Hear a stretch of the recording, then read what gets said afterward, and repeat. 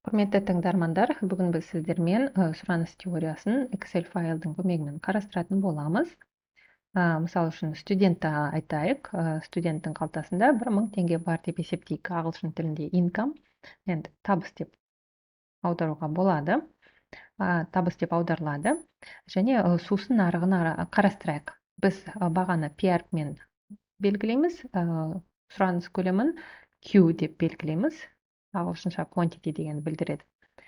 Сусынның бастапқы бағасы 100 теңге болса, біз 1000 теңгеге 10 дана сусын сатып ала аламыз, иә?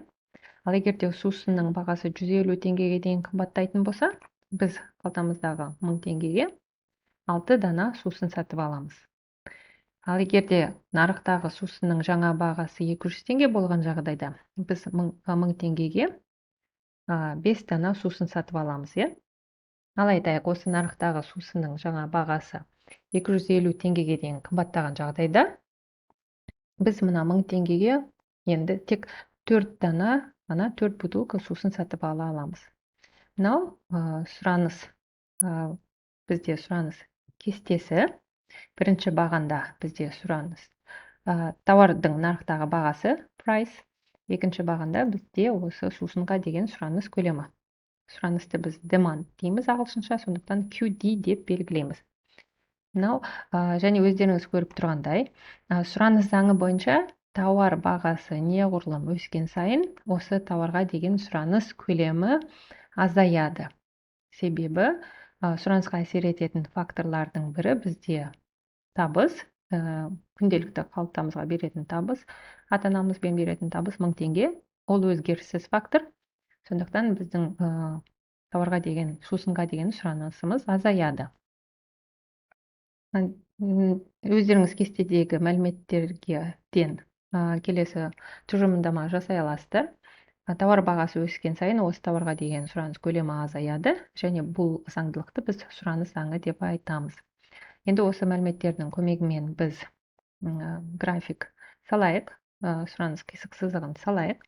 Алдымыздағы жазықтыққа осы мәліметтерді белгілейтін болсақ, мында біз выбрать данные дейміз, добавить данные дейміз. Мында X өсінен сұраныс қисық сызығын салғанда, X өсінен біз мында сұраныс көлемін белгілейміз.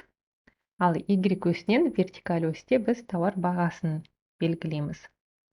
Окей десек, окей, добавить десек, бізде мында алдымызда мына теріс көлбеулі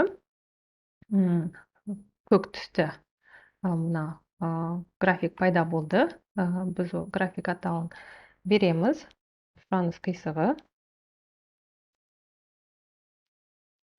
Және бізде мында Y өсінде тауар бағасы белгіленген.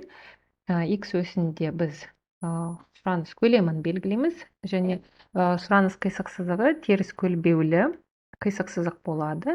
Бұл дегеніміз, тауар бағасы түскен сайын, осы сусынға деген сұраныс көлемі өседі деген білдіреді. Ал керісінше тауар бағасы қымбаттаған сайын, осы сусынға деген сұраныс көлемі түседі дегенді білдіреді. Назарларыңызға рахмет.